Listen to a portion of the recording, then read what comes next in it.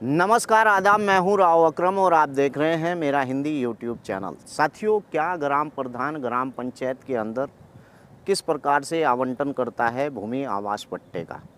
आज की इस वीडियो में हम इसी बारे में चर्चा करेंगे और जानकारी करेंगे, क्योंकि आपने देखा होगा कि अगर आपके गांव के अंदर ग्राम प्रधान है तो वो ग्राम प्रधान केवल राशन कार्ड, पेंशन इनमें ही उलझा रहता है और लोगों को यानी योजनाओं का फ़ायदा नहीं दे पाता है। और गांव के लोग ज़्यादा इस बारे में जानते भी नहीं हैं, क्योंकि उन्हें बस मतलब है कि गांव के अंदर ग्राम प्रधान बन गया, वो ग्राम प्रधान तुम्हारे लिए बहुत अच्छी योजनाओं का के ऊपर काम करेगा। लेकिन ऐसा नहीं होता है, क्योंकि ग्राम प्रधान बनने के बाद उसे लंबे कपड़े पहनने के बाद वो सब लोगों को भूल जाता है। ये आप भी जानते हैं और मैं भी जानता हूँ। लेकिन खैर चलिए, आज की इस वीडियो में हम जानकारी करेंगे कि गांव के अंदर केवल पेंशन, राशन कार्ड या फिर कोई लाइट या फिर सड़क बनाना कोई पूर्ण विकास नहीं होता है। अगर गांव के लोगों को अच्छी सुविधा दी जाए, जिन लोगों के पास रहने के लिए आवास की भूमि नहीं है, जिन लोगों के पास रहने के लिए मकान नहीं है, अगर ऐसे लोगों को भी सुविधाओं से जोड़ा जाए, और ये ग्राम पंचायत के अध्यक्ष का काम है यानी ग्राम प्रधान का, ऐसे लोगों को भी साथ में जोड़ना चाहिए। तो चलिए अब हम विस्तार से बात करते हैं कि गांव के अंदर कैसे लोगों को आवासीय भूमि का पट्टा दिया जाता है। तो चलिए वीडियो सब लोग यही सोचते हैं कि गांव के अंदर ग्राम प्रधान बना दिया और ग्राम प्रधान अब लोगों के विकास के कार्य करेगा। साथियों, आज हम इस वीडियो के अंदर जानेंगे कि गांव पंचायत के अंदर, ग्राम पंचायत जो होती है उसके अंदर अगर कुछ लोग ऐसे भी रहते हैं जिन लोगों के पास रहने के लिए आवास नहीं होता है, और कुछ लोग ऐसे भी गरीब लोग होते हैं जिनके पास यानी कि भूमि का पट्टा नहीं होता है, कृषि भूमि का पट्टा हो या फिर आवासीय भूमि का पट्टा हो, इस प्रकार के पट्टे यानी नहीं होते हैं।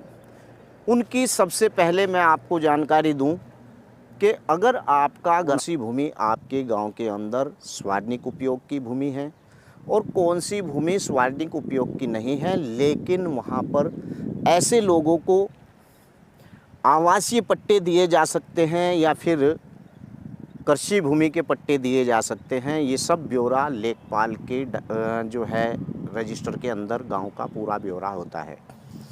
सबसे पहले ये जानकारी करेंगे, अगर कोई ग्राम प्रधान मेरी इस वीडियो को देख रहा है तो सबसे पहला आपको काम ये करना है कि लेखपाल से अपने गांव की सभी भूमियों का निरीक्षण करना है। लेखपाल के साथ जाकर वहां देखना है कि अगर सरकार के द्वारा किसी प्रकार का कोई प्रोजेक्ट ग्राम पंचायत के अंदर भेजा जा रहा है तो तब भी लेखपाल जाकर गांव के अंदर ऐसी भूमि का निरीक्षण करता है जिस भूमि के ऊपर वो सरकारी प्रोजेक्ट लगाया जाता है, और फिर उसका प्रस्ताव होता है। प्रस्ताव होने के बाद लेखपाल इस बात को देखता है कि क्या कोई सरकारी प्रोजेक्ट इसके ऊपर लगाया जा सकता है या नहीं लगाया जा सकता है।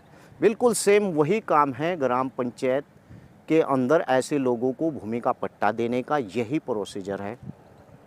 लेखपाल गांव के अंदर आएगा और इस बात की ग्राम प्रधान को लेकर, सदस्यों को लेकर उस भूमि का निरीक्षण करेगा जिस भूमि के ऊपर उसे यानी कि पट्टा, लोगों को आवासीय पट्टा देना है।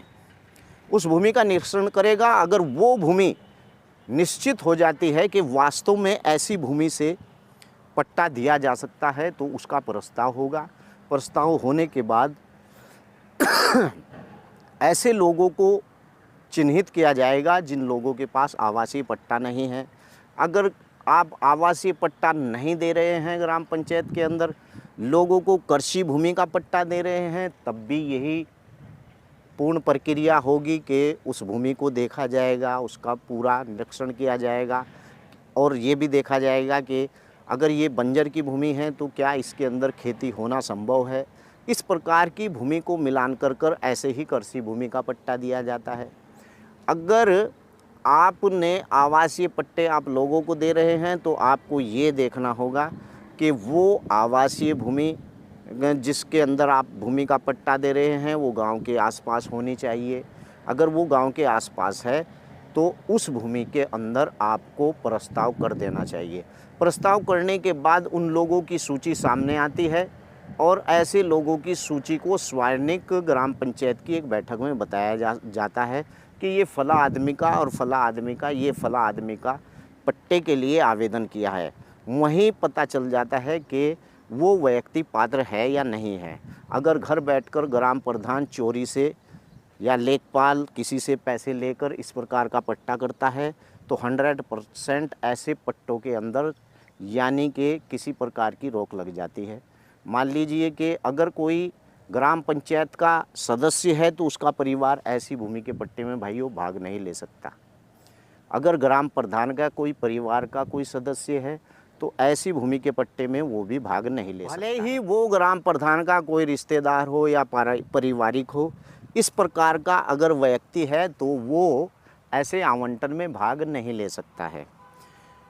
दूसरी बात ये होती है कि अगर किसी आवंटन को ग्राम प्रधान घर के अंदर बैठकर करता है या लोगों से पैसे लेकर करता है तो ऐसे आवंटन पर 100% रोक लगती है। वो रोक कैसे लगती है ये भी मैं आपको बताऊंगा।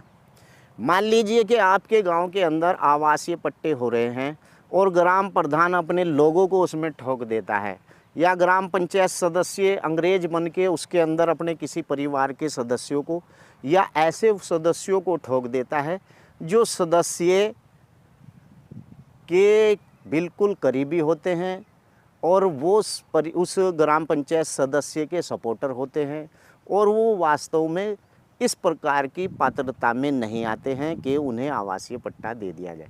आपको बता दूं कि 100% ऐसे लोगों को आवासीय पट्टे होते हैं ग्राम पंचायत के अंदर जिन लोगों को, जो लोग पात्र ही नहीं होते हैं। और यही कारण होता है कि ऐसे लोगों को जो पात्र नहीं होते हैं, ऐसे लोगों को के प्रस्ताव करने के बाद वो एसडीएम के यहाँ लटक जाता है। लटकने के बाद वो पट्टे ही निरस्त हो जाते हैं। उसके बाद प्रस्ताव होने के बाद अगर सार्वजनिक हालात में इस प्रकार का कोई प्रस्ताव करते हैं तो वो सीधा फिर एसडीएम के पास जाता है, उपजिला अधिकारी के पास। उपजिला अधिकारी उस प्रस्ताव को पढ़ने के बाद 30 दिन का समय देता है। उस 30 दिन के अंदर अगर गांव के कोई व्यक्ति है उसे ये लगता है कि वास्तव में इस भूमि के पट्टा आवंटन में ऐसे लोगों को पात्र सूची में रखा जा रहा है जो पात्रता से में नहीं आते हैं, तो उन लोगों की शिकायत उपजिला अधिकारी के यहाँ की जा सकती है।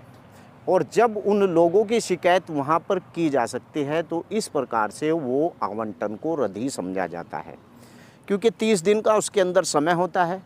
और 30 दिन के समय के अंदर अगर कोई भी व्यक्ति उस प्रस्ताव के खिलाफ शिकायत कर देता है तो वो अधर बीच में ही लटक जाता है। साथियों,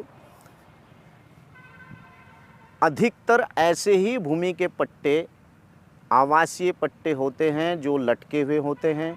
उसके अंदर एक व्यक्ति आकर ही उस पूरे प्रस्ताव को बेकार कर देता है और उसके अंदर अगर 90% ऐसे व्यक्ति हैं कि वास्तव में उनके पास आवास की भूमि की आवश्यकता थी तो वो भी उसी लाइन में आ जाते हैं और पता चलता है कि वो व्यक्ति जिनको आवश्यकता थी उनका भी काम खराब हो गया और जिनको आवश्यकता नहीं थी उन्हें तो नहीं थी। तो साथियों, इस प्रकार से गांव के अंदर अगर कोई अनुसूचित जाति का व्यक्ति है और कोई अनुसूचित जनजाति का व्यक्ति है वो भी भाग ले सकता है। गांव के अंदर कुम्हार, नाई, धोबी, रजतकार, स्वर्णकार, इस प्रकार के जो व्यक्ति होते हैं गांव के अंदर रहते हैं, गरीब हालत में हैं, और जो व्यक्ति यानी कि गांव के अंदर इस प्रकार का नाई, मोची, इस प्रकार का किसी भी जाति का व्यक्ति हो तो वो भी इस प्रकार के आवंटन में भाग ले सकता है।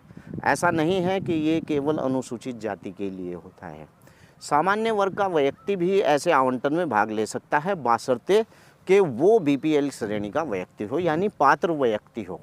मान लीजिए कि एक व्यक्ति के पास भूमि भी है, आवास भी है और उसके बाप को भी आवास का पट्टा मिला था और फिर उसके पुत्र का भी आपने आवास के पट्टे में नाम दे दिया।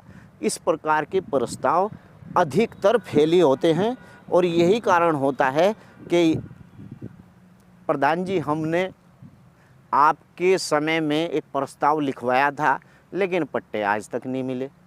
वो कारण यही होता है कि अगर ऐसे अपात्र लोगों की सूची तैयार कर पट्टों का आवंटन होता है तो ऐसे आवंटन के ऊपर रोक लग जाती है।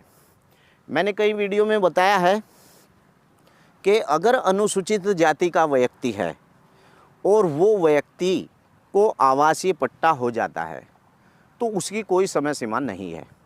लेकिन ओबीसी वर्ग का व्यक्ति, सामान्य वर्ग का व्यक्ति अगर उस पट्टे में आ जाते हैं और वो पट्टा उन्हें मिल जाता है तो उनसे मेरा कहना है कि 3 साल के अंदर अंदर या तो उस भूमि के पट्टे पर आवास बना ले, अन्यथा अगर पता चलता है कि ओबीसी और सामान्य वर्ग की भूमि का पट्टा हुआ था लोगों को, उन्होंने मकान ही नहीं बनाया, तो इस हालत में उन भूमि जो वो भूमि उन्हें मिली हुई होती है उसका दोबारा आवंटन होगा और किसी ऐसे व्यक्ति को उन्हें आवास पट्टे में रखा जाएगा जिन व्यक्तियों को आवश्यकता है।